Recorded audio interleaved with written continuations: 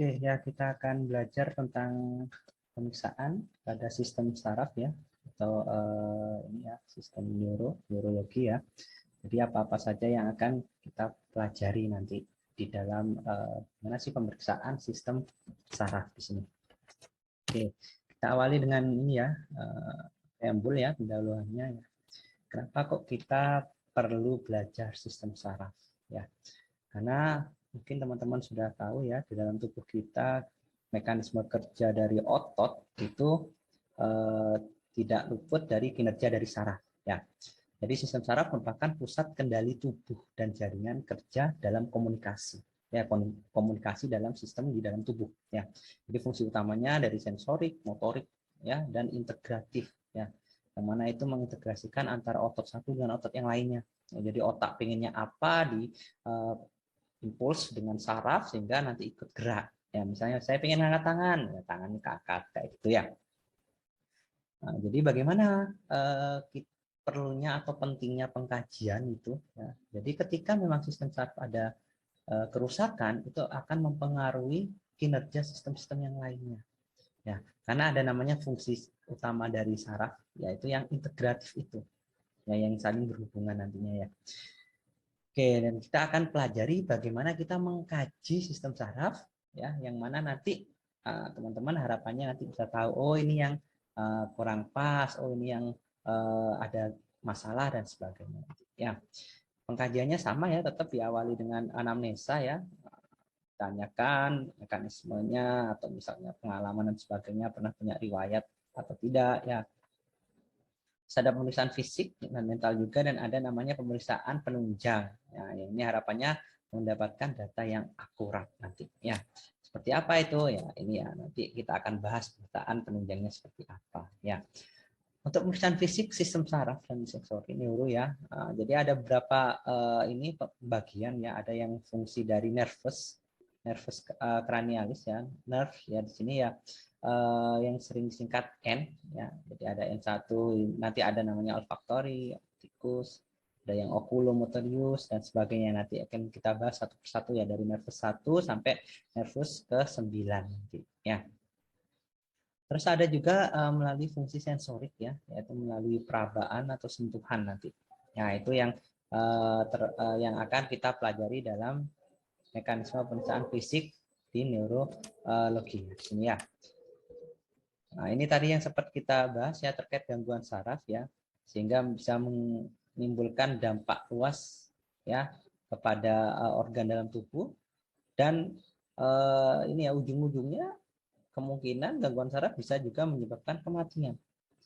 Semisal yang terganggu saraf pada jantung, otot jantungnya akhirnya nggak bisa gerak. Ya, gimana kalau jantung nggak bisa gerak? Ya, nggak bisa memompa darah ya, selesai lah ya kehidupannya nanti. Ya, sehingga harapannya teman-teman sebagai calon perawat ini dituntut untuk menguasai bagaimana sih pemeriksaan dasarnya.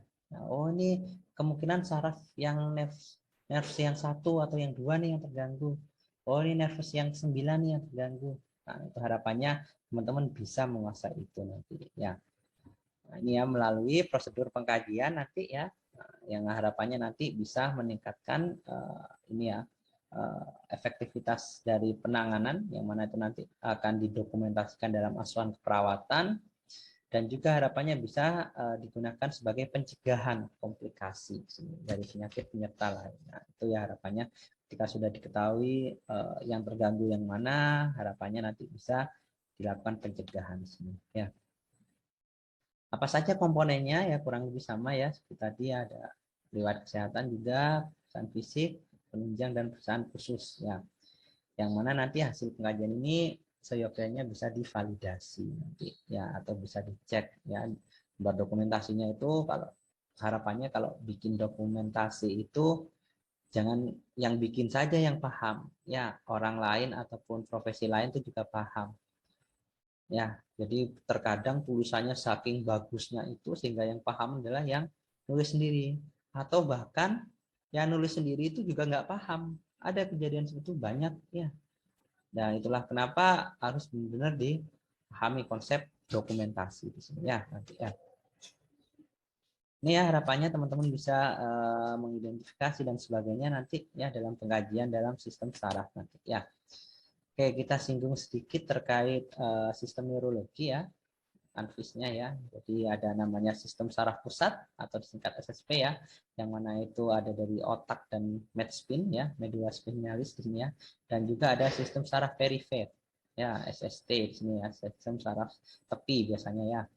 Yang mana itu dibagi menjadi sensorik dan motorik ya, atau bahasa kerennya aferen dan eferen ya di sini ya. Yang mana di sini yang akan kita pelajari seringnya ya, yang saraf tepi di sini juga ya. Jadi ada 31 saraf spinal yaitu campuran dan 12 saraf kranial ya. Sensorik, motorik dan ada yang campuran ya, sensorik dan motorik ini yang anatominya ya. Untuk fungsinya yang terkait saraf tepi di sini ya, sistem saraf yang somatis ya, yang mana ini hubungan dengan lingkungan eksternal ya, dikatakan eksternal yang di luar sistem dalam saraf, yang mana itu nanti ke ototnya, ke jaringan lain, tulang dan sebagainya. Atau sistem saraf yang otonom di sini ya, nah, yang mana di sini integrasinya atau hubungannya dengan lingkungan yang internal. Nah, internal ya, di sini yang saling antar sarafnya ya, yang visceral di sini ya. Itu fungsi dari sistem saraf tepi baik yang somatis ataupun yang otonom di sini. Terus bagaimana kita selaku perawat melakukan pemeriksaan sistem saraf nih? Ya, apa-apa saja sih yang perlu disiapkan dan bagaimana kita melakukannya di sini ya. Oke, yang pertama di sini ini ya, persiapan tentunya kliennya ada ya, yang mau diperiksa ada dan berkenan dan mau. Nah, itu yang penting ya. Jadi ada seperti inform consent ya.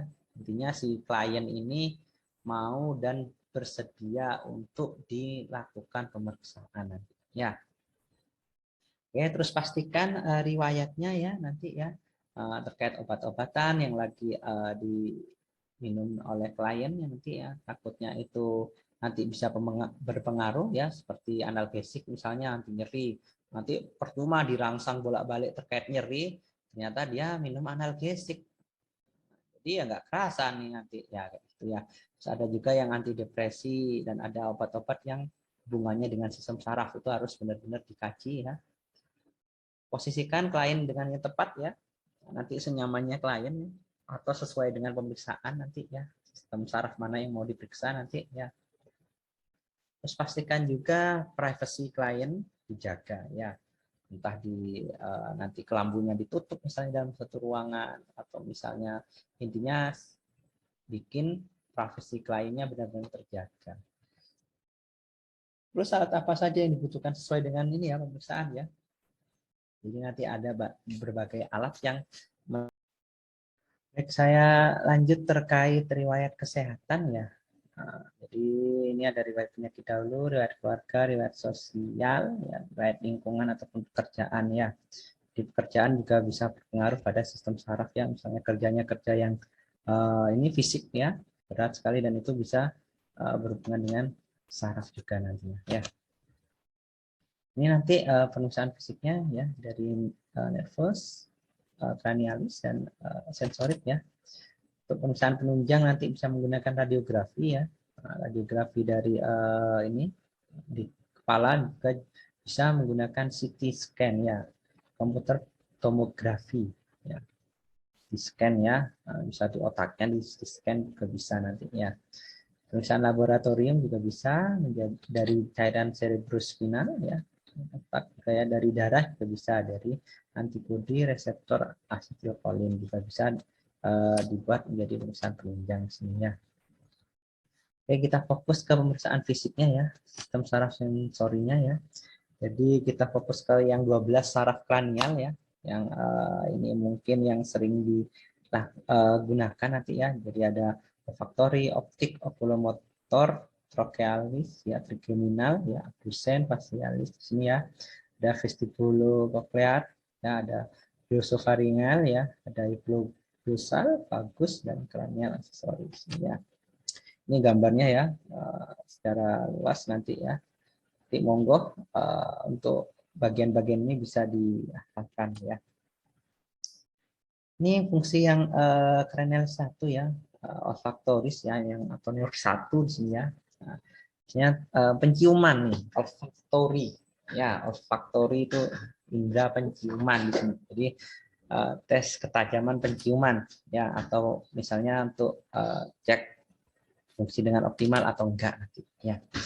Nah, jika klien mampu mengenali semua zat, mengetes dengan baik, yang jelas zatnya itu yang mudah dipahami, misalnya bau-bauan seperti kopi ya, bau-bauan yang itu istilahnya lumrah dipahami, yang itu memiliki ciri khas ya. Itu ketika memang dikatakan itu sudah lolos semuanya tesnya, itu normosmi ya, atau istilahnya mengenali semuanya, istilahnya normal lah ya. Kalau hiposmi, penciumannya mulai berkurang ya, atau anosmi malahan tidak dapat mencium bau, anosmia ya di sini ya. Ini yang di era pandemi ini yang sering terjadi, anosmia ya. Oke, yang kedua ya, yang optikus ya, nerves 2 yang optikus ya. Nah, itu yang terkait visual ya, atau tes ketajaman penglihatan. Olfaktori, optikus di sini ya.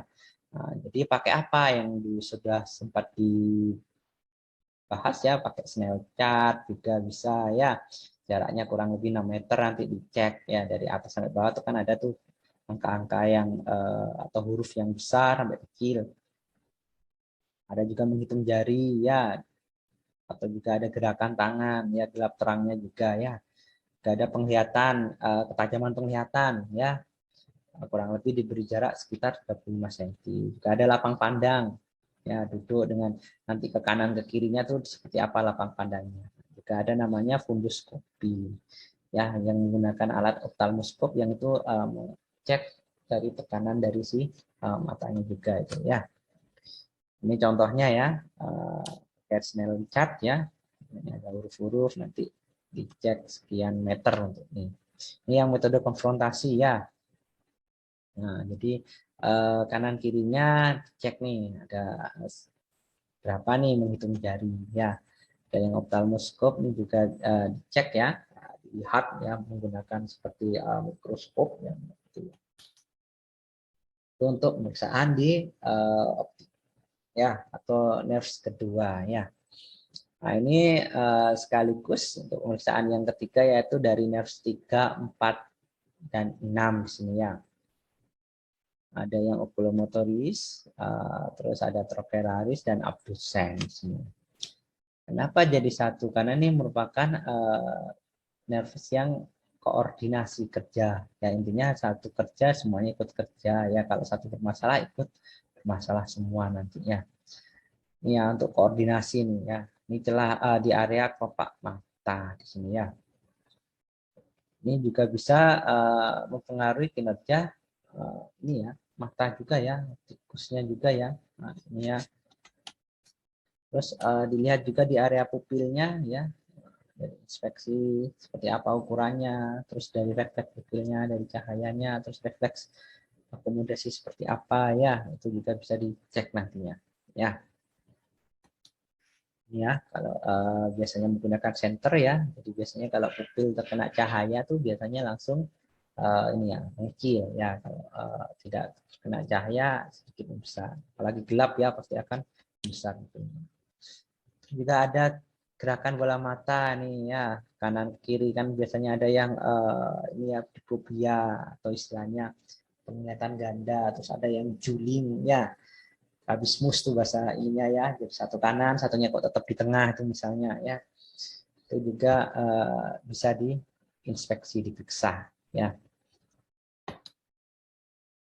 Oke, itu untuk koordinasi dari nervus ke yang ini ya, nervus ke-3, 4, dan 6. Ya, kita lanjut ke yang kelima nih ya, yang trigeminus di sini ya. Nah, ini saraf campuran di sini dari fungsi motorik dan sensorik di sini ya.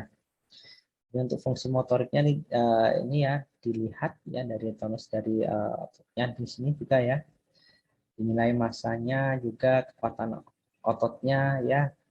Terus fungsi sensorik dari sensibilitas dari area ini ya, area bola mata di sini ya. Refleks dari korneanya juga bisa dilihat ya. ya. Di sini bisa dilihat, cek ya dari area bola matanya di sini ya, cek area pupilnya juga, cek juga ini di sekitar bola mata ini juga ya, untuk trigeminus di sini ya. Terus selanjutnya ke nerves ke-7 yaitu facialis di sini ya.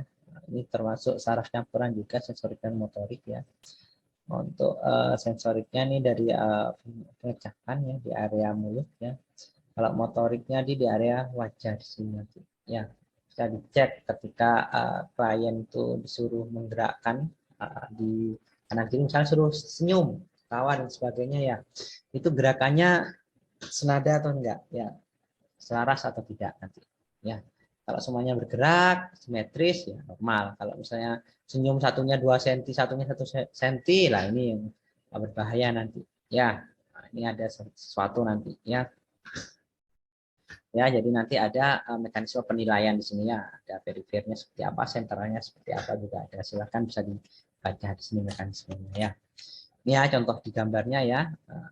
Selain diinspeksi juga nanti bisa diraba, dipalpasi ya. Misalnya di area dahi, suruh mengerutkan dahi. Kanan kirinya seperti apa, balik sama atau enggak. Terus dari bola mata, terus dari wajah ya, kanan kirinya, bibir juga ya, suruh senyum dan sebagainya. Itu juga nanti bisa dilihat ada perbedaan atau enggak. Untuk nerves ke-7 ya. Untuk nerves ke-8 di sini ya, vestibulocochlearis ya. Di sini seimbangan, yang mana di sini di area telinga ya. Menggunakan juga ini juga ada tes Snellen dan Barani ya, atau tes Romberg juga. Jika ada stepping test juga bisa di sini ya. Yang sering dilakukan ya tes Romberg ini juga ya, berdiri dengan satu kaki misalnya ya. Ini normalnya sih bisa. Atau untuk koklearisnya ya sama ya seperti yang sudah dibahas ya, melalui tes pendengaran ya. Ada Rina, Weber dan Swabach ya, menggunakan garpu tala nanti ya. Rina seperti apa, Weber seperti apa, Swabach seperti apa, saya rasa teman-teman sudah mempelajari itu ya. Ini ada tes pendengaran juga menggunakan suara ya, ada tes fisik ya, ada tes konversi ya, conversation ya istilahnya ya, tes apa istilahnya bercakap-cakap ya, nyambung atau enggak diajak ngomong ya, dengan ada jaraknya, ada yang 1, 2 sampai 3 meter ya. Ini juga ada ini ya, stimulus dari tes ya dalam ini ya, nerves ke-8 di sini ya. Ini sebenarnya bagaimana seorang manusia memiliki keterbatasan tetap dalam ini ya, frekuensi pendengaran. Ya, itu juga sempat ya, ada sekitar 20 sampai 20 ribu ya. Kalau misalnya di bawah atau di atas itu ya tentunya tidak bisa mendengar. Ya. Jadi harusnya disesuaikan lah ya terkait mekanisme tesnya itu ya. Sama dengan suara yang lainnya tesnya ya, ada tes fisik ya, juga ada seperti apa ya kliennya itu, ditutup matanya ya, terus dibisikkan ya, terus suruh mengulangi nanti sesuai atau tidak nanti ya. Kata-kata yang bisa diucapkan dalam tes fisik ini ya harus kata-kata yang ini ya dikenali oleh klien, yang bahasa-bahasa biasa, dan nggak boleh bahasa singkatan ya, boleh kata benda atau kata kerja ya. Jadi cukup beberapa kata yang diucapkan ya, sehingga bisa menghindari klien untuk menebak-nebak ya. Pelaksanaannya ya di ruang yang khusus ya, yang jelas kedap suara ya, karena kalau bisik-bisik ruangannya rame ya, itu ya nanti tidak maksimal ya. Ini interpretasinya nanti ya, kalau misalnya bicara, kalau dalam jarak ya, kalau dengan normal ngomong ya, ngobrol normal dengan kurang lebih sekian ini ya, ini kerasnya ya, intinya dengan suara yang cukup keras di sini ya, kurang lebih 6 meter ya. Di 6 meter kalau misalnya diberi jarak, kita ngomong biasa itu 6 meter harusnya udah terdengar. Ya. Kalau sudah berkurang dari itu ya, itu mungkin bisa sudah ini ya, memasuki tuli ringan ya, 1 sampai 4 meter tuli sedang. Ini bergantung kondisi juga ya, lingkungan ya. Jadi lihat lingkungannya ya, ketika 3 atau 2 meter ngomong cukup keras nggak dengar ya, lihat lingkungannya. Kalau lingkungannya di area pasar ya wajar saja ya, karena banyak suara-suara yang lain ya. Jadi itu juga bergantung lingkungan juga di sini ya.